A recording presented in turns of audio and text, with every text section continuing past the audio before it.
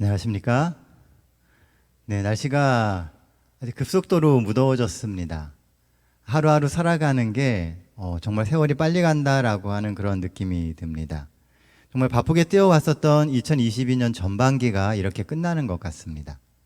우리의 삶이 정말 바쁘게 살다 보니까요, 어느 순간 세월이 빠르게 지나감을 그렇게 느끼게 됩니다. 문득 살면서 앞서간다는 게 뭘까라고 하는 생각을 해보게 됩니다. 다들 남들보다 앞서가려고 아둥바둥 하는데 그냥 문득 그런 생각이 들었습니다. 남들보다 빨리 가려고 하면요, 결국 서두르게 되고 서두르다 보면 결국 사고가 납니다. 그리고 남들보다 앞서가려고 하면 늘 맨 앞에서 거센 바람을 맞을 각오를 해야만 합니다. 며칠 전 한 목사님이 유유자적과 안빈낙도에 대한 이야기를 하신 적이 있습니다. 삶의 여유죠. 한 걸음 뒤로 물러서서 여유를 갖고 바라보면 안 보이던 것이 보이고 또 잊고 살던 하나님의 은혜를 다시금 기억하며 감사할 수 있는 삶을 살 수 있습니다. 오늘 이 시간 마음의 여유를 가지고 하나님을 만나며 또 삶의 감사와 행복을 누리게 되시는 우리 대학교의 모든 성도님들 되게 되시기를 간절히 소망합니다. 오늘 함께 볼 말씀은 지난 시간에 이어서 사도행전 6장에 있는 말씀입니다. 사도행전 6장 8절로 15절에 있는 말씀 같이 읽도록 하겠습니다. 자, 8절입니다. 스데반이 은혜와 권능이 충만하여 큰 기사와 표적을 민간에 행하니 이른바 자유민들, 즉 구레네인, 알렉산드리아인, 길리기아와 아시아에서 온 사람들의 회당에서 어떤 자들이 일어나 스데반과 더불어 논쟁할세. 스데반이 지혜와 성령으로 말함을 그들이 능히 당하지 못하여 사람들을 매수하여 말하게 하되, 이 사람이 모세와 하나님을 모독하는 말을 하는 것을 우리가 들었노라 하게 하고, 백성과 장로와 서기관들을 충동시켜 와서 잡아가지고 공회에 이르러 거짓 증인들을 세우니 이르되, 이 사람이 이 거룩한 곳과 율법을 거슬러 말하기를 마지 아니하는도다. 그의 말에 이 나사렛 예수가 이곳을 헐고 또 모세가 우리에게 전하여 준 규례를 고치겠다 함을 우리가 들었노라 하거늘, 공회 중에 앉은 자들이 다 스데반을 주목하여 보니 그 얼굴이 천사의 얼굴과 같더라. 우리가 사는 이 시대는 교회의 세속화라고 하는 말이 아주 일상적으로 쓰이는 시대입니다. 교회마다, 사람들마다 남들보다 앞서가려고 경쟁을 합니다. 그러면서 내실 없는 기업화로 사람도 교회도 점점 사상과 정신이 없이 흘러가는 경우가 많아집니다. 오늘 우리는 어떤 사상과 어떤 정신으로 무장되어 있습니까? 교회 세속화는 하나님이 아닌 세상이 교회의 모든 판단의 기준이 되는 것입니다. 교회는 세상에 도전을 주고 삶의 방향을 잃어버린 세상의 사람들이 하나님이 원래 그들을 위하여 살아가라고 하셨던 그 삶의 길로 돌아오도록 신선한 자극을 주어야 합니다. 그런데 전세가 역전된 것입니다. 교회가 세상에 선한 영향력을 끼치는 게 아니라 세상이 끊임없이 교회를 유혹하고 교회는 하염없이 세상을 닮아갑니다. 교회의 선한 영향력이 세상을 변화시키는 게 아니고 세상의 악한 영향력이 교회를 변화시키고 있다는 것이죠. 그럼 어떻게 해야 교회의 영향력이 세상의 영향력을 넘어설 수 있을까요? 그런 의미에서 본문이 주는 첫 번째 기별은 그리스도인은 뜨거운 열심을 품고 바른 열심을 품고 이기적이지 않아야 한다는 것입니다. 9절 말씀입니다. 이른바 자유민들, 즉 구레네인, 알렉산드리아인, 길리기아와 아시아에서 온 사람들의 회당에서 어떤 자들이 일어나 스데반과 더불어 논쟁할세.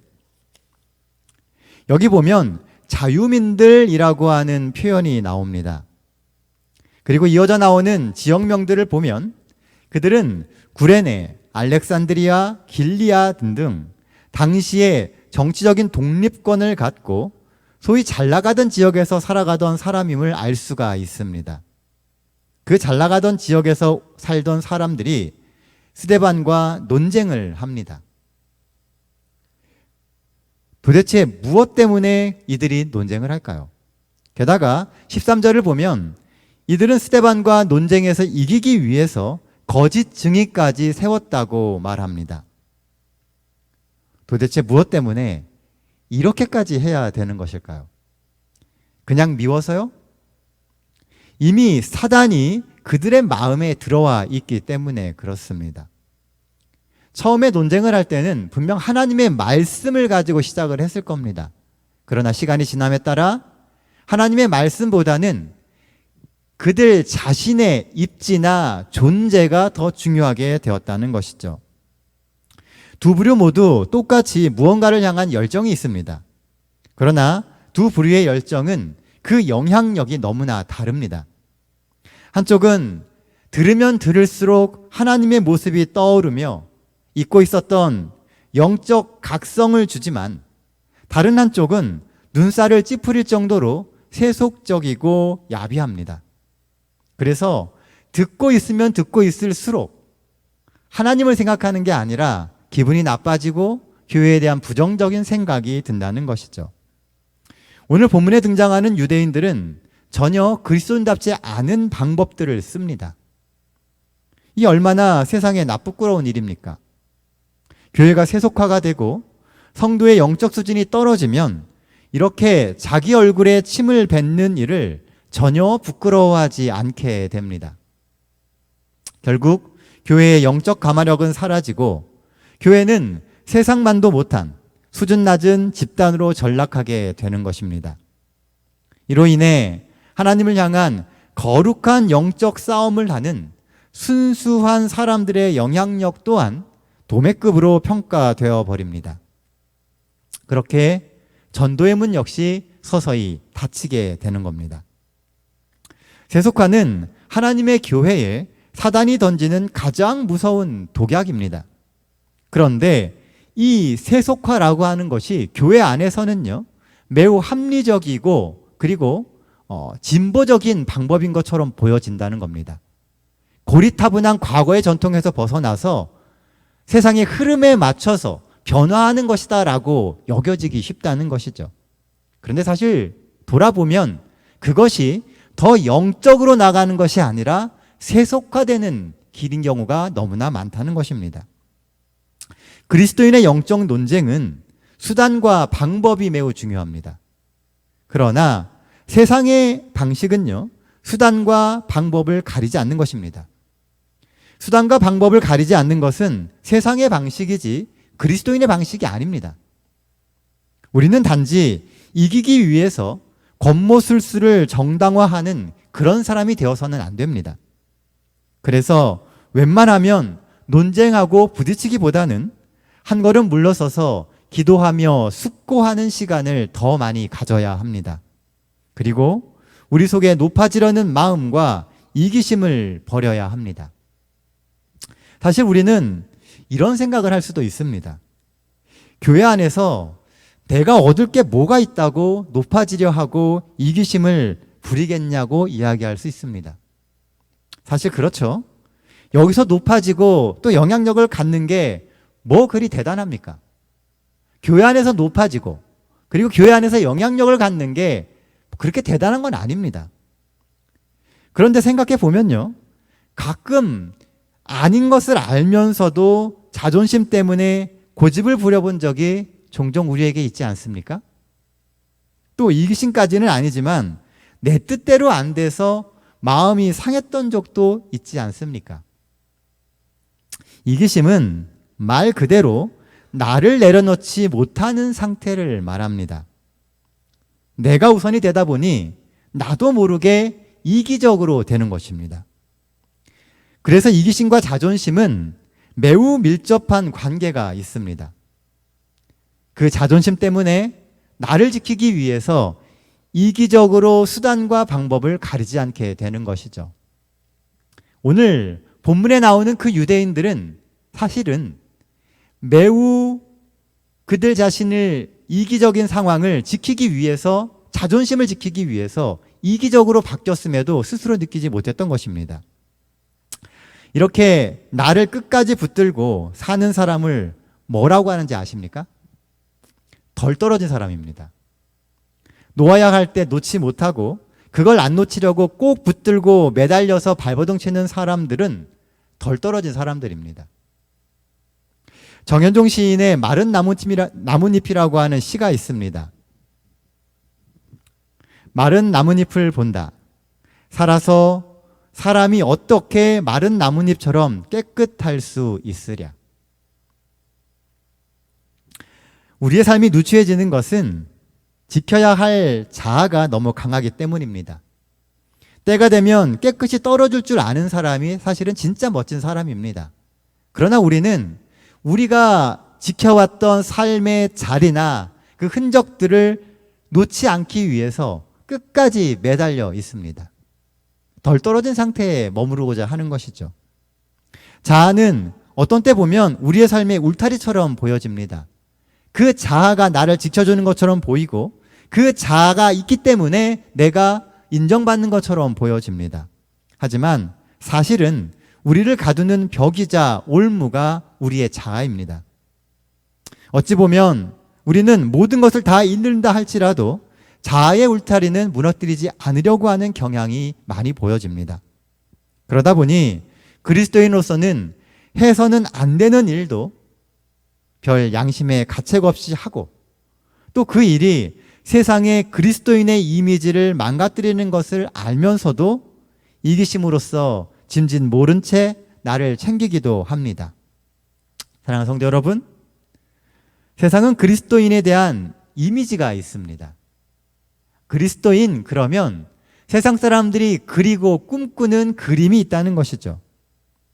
우리가 그리스도인이기에 사람들은 우리가 그렇게 살아줬으면 하는 로망과 기대를 가지고 있습니다.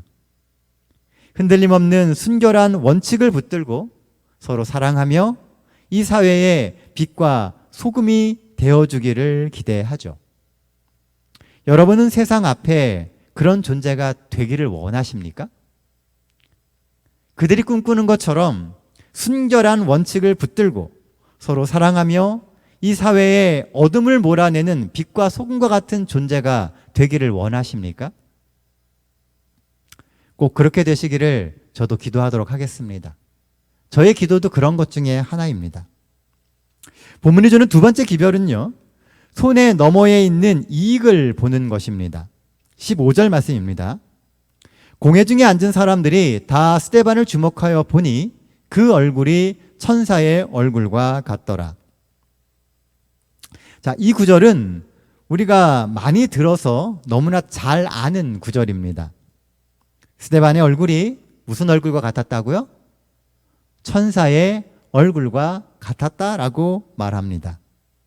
그렇다면 천사의 얼굴은 어떤 얼굴일까요? 오랜 시간 우리가 묵상하고 또 묵상해봐야 될 주제입니다. 스데반의 얼굴은 천사와 같았다고 기록합니다. 최소한 이 땅의 사람하고는 차원이 다른 선함과 진실함이 그의 얼굴에서 묻어나왔다는 의미가 아닐까요? 그렇다면 나의 얼굴에는 천사와 같은 선함과 진실함이 묻어나고 있는가 스스로 반문해 보게 됩니다.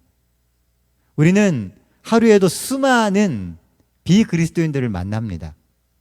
그들이 우리를 만날 때, 나를 만날 때 천사를 보는 것과 같은 그런 감동을 느낄 수 있을까요? 우리는 종종 혼잣말로 이런 말을 합니다. 내가 만약 그리스도인만 아니었다면, 진짜 좋은 기회였는데 내가 그리스도인이어서 그렇게 못했다 라고 말하며 아쉬워할 때가 있습니다. 내가 교회만 다니지 않았었으면 아마 그걸 다 했을 거야. 이런 이야기를 우리는 종종 합니다. 그런데요, 생각해 보면 그리스도인이기 때문에 못하는 일이라면 그런 일은 우리가 꼭 그리스도인이 아니라도 하면 안 되는 일 아닐까요? 여전히 세상적인 욕심을 버리지 못하고 자꾸 미련을 두니 모든 일에 하나님만 탓하는 미련한 사람이 되는 것입니다. 미련을 버리지 못하면요, 결국 그리스도 안에서 미련한 사람이 됩니다. 문득 그리스도인이어서 손해보는 삶, 그것이 어쩌면 하나님께서 우리에게 이 세상에서 맡기신 역할이 아닌가 하는 생각을 하게 되옵니다. 성도가 사람들과의 관계에서 손해를 보지 않으려고 하고 또 속지 않으려고 하는 것이 꼭 옳은 것은 아닙니다.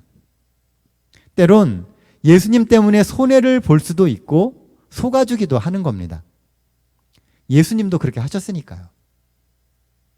그렇게 속아주고 손해봐준 사람들 때문에 오늘 우리가 이 자리에 이렇게 앉아서 그리스도인으로 있는 것 아닙니까? 때론 손해를 보더라도 예수님처럼 살면 우리 주님이 가만히 있지 않고 다 갚아주십니다. 그런 우리의 삶이 주님이 가장 기뻐하시는 삶이기 때문입니다. 본문에 나오는 스데반의 삶도 그의 죽음 자체만 놓고 보면 큰 손해를 보는 것처럼 생각됩니다. 사실 스데반만큼 하나님을 위해서 또 교회를 위해서 헌신하고 노력했던 사람이 얼마나 있겠습니까? 뭔가 아쉽고 왜 하나님이 그의 죽음에 개입하지 않으실까 하는 의문도 생깁니다. 정말 그가 죽는 것이 최선일까요? 스데반이 죽는 것이 하나님이 하실 수 있는 최선의 일일까요? 사도행전 전체를 놓고 보면 스데반의 죽음은 굉장히 중요한 사건이 됩니다. 그래서 우리가 잘 아는 2300주야 예언에도요, 스데반의 죽음이 중요한 역사적 사건으로 언급되지 않습니까? 실제로 스데반의 인생에 있어서 이 죽음보다 더 많은 사람에게 전도한 적이 없고 이때보다 더 하나님의 사랑에 대해서 실제적이고 강하게 증거된 적이 없습니다. 사실 우리 역시 스데반 하면 딱 떠오르는 그 장면이 바로 이 부분 아닙니까? 그 정도로 스데반의 그 죽음은 인상 깊고 많은 사람들로 하여금 그리스도의 사랑과 그리스도인의 삶에 대하여 깨우치게 만드는 도구가 되었다는 것입니다. 결국 이 스데반의 죽음이 계기가 되어서 초대교회 성도들의 삶은 다시금 새롭게 되었고요. 이 죽음을 계기로 사도 바울이 개심하게 됩니다. 그런 면에서 스데반의 얼굴에 보였던 천사의 얼굴은 지금 눈앞에서 일어나는 그 일들에 연연하지 않는 삶의 자세라고도 할 수가 있습니다. 하나님을 믿고 하나님이 이끌어 가시는 인생의 길을 믿는 것입니다. 성령의 충만함이 임하고 또 우리의 삶에 확실한 방향성이 있을 때 우리 역시 천사의 얼굴을 가질 수 있습니다. 세상이 어떻게 요동쳐도 우리의 삶이 어떠한 위기와 어려움에 봉착한다 할지라도 우리는 흔들림 없이 하나님을 바라보며 우리의 믿음을 찬찬히 이야기하고 증명할 수 있게 되는 것입니다. 저는 개인적으로 그리스도인의 최고의 미덕 중 하나는 너그러움이라고 생각합니다. 또 그리스도인을 그리스도인답게 만드는 힘 역시 너그러움이라고 생각합니다. 세상이 빠르게 변해가고 때때로는 우리가 이해하지 못하는 여러 가지 상황을 맞이할 때라도 너그러운 마음으로 그 모든 것을 수용할 수 있는 것이 그리스도인의 미덕인 것 같습니다. 스데반 역시 그의 죽음에 있어서 자신을 죽이는 사람들을 용서하는 너그러움을 보입니다. 너그러움이 사람을 감동하게 만듭니다. 너그러움이 우리의 얼굴을 천사의 얼굴로 만들어줍니다. 사랑하는 성도 여러분, 그리스도인의 삶의 근원은 변하지 않는 원칙과 너그러운 마음입니다. 그러니 하나님의 말씀을 위해서는 죽음도 불사하는 불변의 믿음과 그리스도의 사랑으로 주변 사람들을 널리 용서하시는 그런 그리스도인들이 되게 되시기를 바랍니다.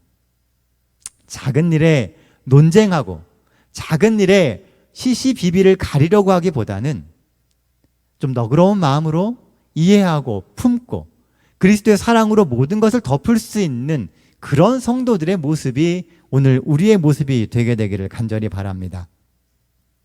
이제 말씀을 정리하도록 하겠습니다. 스데반처럼 우리가 성도의 모습을 가질 때 사단은 더 이상 우리 앞에서 세상의 소유권을 주장하지 못합니다. 관건은 삶을 살아가는 우리의 자세입니다. 하루하루를 대하고 사람들을 만나는 우리의 자세가 관건입니다. 이기적이지 않은 원칙주의자가 되십시오.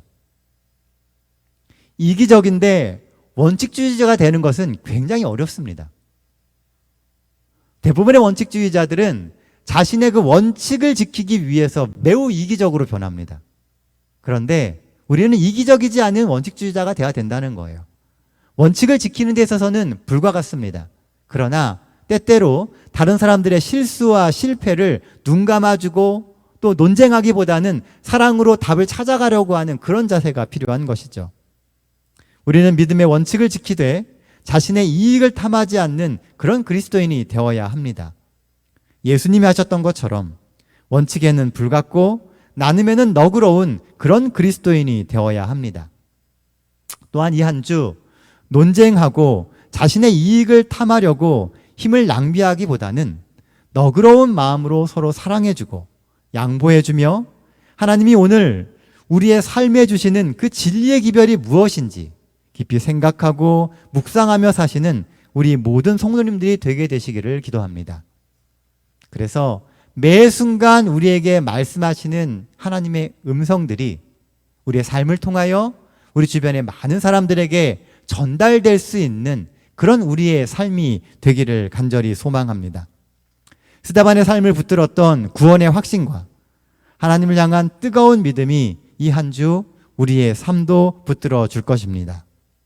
또한 그 믿음의 힘으로 삶의 순간마다 하나님과 동행하는 삶의 기쁨을 누리시는 우리 모든 성도님들 되시기를 간절히 원하며 오늘 말씀 마치도록 하겠습니다. 기도하겠습니다. 하늘에 계신 아버지 하나님, 언제나 우리 삶의 주인이 되어주시고 매 순간 우리의 삶 속에서 역사하여 주심을 인하여 감사드립니다. 우리가 하나님을 신실히 섬기며 순간순간 어려움을 겪을 때도 있습니다.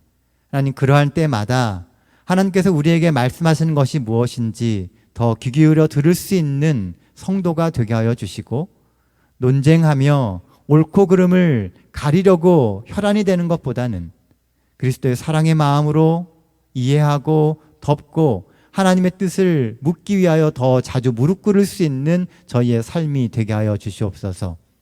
바쁘게 2022년 전반기를 지내왔습니다. 하나님, 이제는 한 걸음 물러서서 삶을 돌아보며 하나님의 음성에 귀 기울일 수 있는 저희 모든 성도들의 마음이 되게 하여 주시옵소서. 그래서 이 시간 우리의 귀가 하나님께 열리고 하나님의 음성을 들을 수 있는 그런 귀가 되게 하여 주시옵소서. 또 한 주를 살아갑니다. 하나님, 저희들의 삶 속에서 늘 동행해 주시고 역사하여 주심으로 하나님과 함께 생명을 누리고 기쁨을 누릴 수 있는 우리 대학교의 모든 성도들 되게 하여 주시옵소서. 언제나 삶의 주인 되시는 우리 하나님께서 늘 우리 삶 속에 순간순간마다 동행해 주실 것을 인하여 감사드리며 우리 구주 되시는 예수님의 이름으로 기도드립니다. 아멘.